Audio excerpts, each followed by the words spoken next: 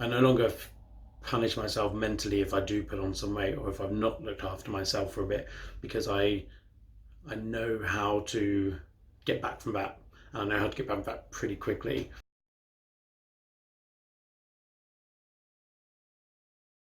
Um, I know what foods work for me, what routines work for me, what lifestyle changes I can make without having to absolutely adjust every aspect of my living, because I like my life. And a big part of that has been looking for like-minded people, people who talk the same as me or on the same wavelength as me, have had similar experiences as me, to go through that with and support them with their goals, and for them to support me with mine. And I've actually found that with an online PT called James Smith, who just talks to you like you would talk to your mate at a pub, and I find that a lot easier to keep up with and to understand than I have done with sort of pretty much anything else I've tried. It's not overly wanky and sciencey, despite actually having the science there, but you're also not being spoken to like an idiot. Particularly as whilst the focus is mostly on physical health, there is emphasis on mental health, and knowing that everyone there is looking out for you in that aspect as well has been really helpful, because everyone has been in the same boat, with their physical trials. People empathize with you at whatever stage you are and support you, and you see some of the people on it that like really smashed it, and you're like, yeah, go you. Well, if you can cheerlead someone else to do so well with their lives and do so well with their body, why can't you cheerlead yourself?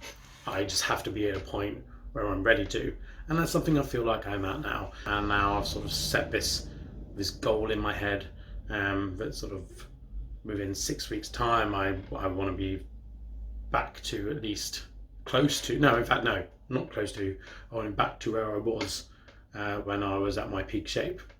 I've certainly rebuilt that little bit of confidence that was lost when I did gain some weight back. I feel strong enough in myself that I can achieve pretty much whatever I decide I'm going to. If nothing else, it would be pretty dry of me to be constantly advocating for people to love themselves and to boost each other and to have self-confidence and to believe in themselves, if I couldn't do that for myself. There were times when I was younger, I looked in the mirror and I literally felt disgusted. Like I've looked in the mirror and cried for hours, just with sheer frustration. And when I look back at that, I find that crazy. Like sometimes I look in the mirror and I'm like, oh, you should probably moisturize a bit more, you're getting a bit ropey. But otherwise I'm like, I don't care. I'm happy with who I am.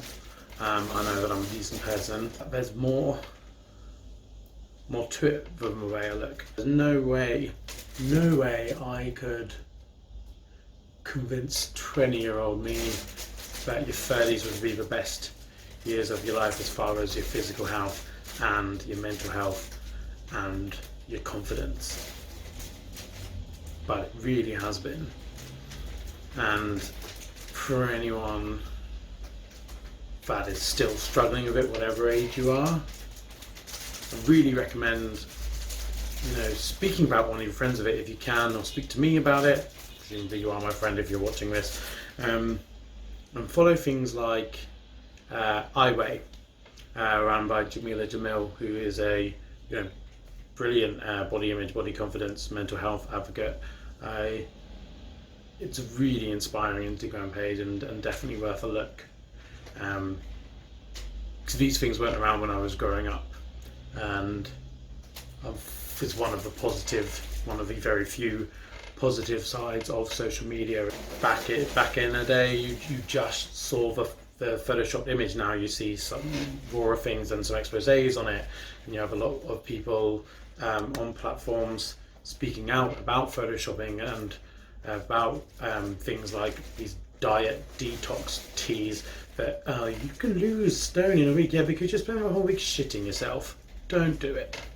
Another one to watch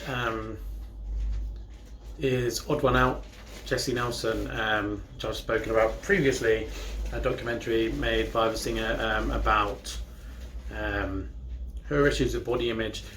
Being in the public eye, she was aggressively bullied online for the way she looked, which is ridiculous because she's beautiful. But she would have people commenting on her weight and telling her to kill herself. Like, what the fuck is that? What is that? That's just insane to me, and it makes me scared for the fact that, you know, I have a 19-year-old niece and a 14-year-old niece that are both on Instagram and can be exposed to these things, and it makes me really anxious for that, because people are dicks online. I dread to think what the outcome would have been if that kind of thing existed whilst I was at my worst. Because even now, like, I've unfollowed 95% of the pages I followed on Facebook because the comments section and the general level of idiocy infuriates me to such a level that I just am like ready to launch my laptop across the room. So to have grown up with that, I don't think I would have coped. Now, I've read things about 10-year-olds committing suicide because they've been bullied online about the way they look, about their hair. Why are 10-year-olds even online? Where do, you know, they learn these words. They learn these words from the adults around them. They learn how to behave like that. Think about the words you say in front of kids, because they pick up on everything and they'll start thinking about themselves and they get inside their own heads, and that's not okay. The sticks and stones saying is bullshit because words can do a hell of a lot more damage. Bruises heal. Surround yourself with the right people, look at the right things online.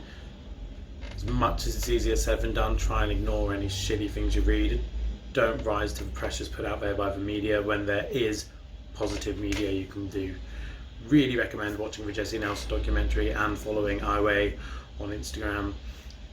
You're all beautiful, and I love you.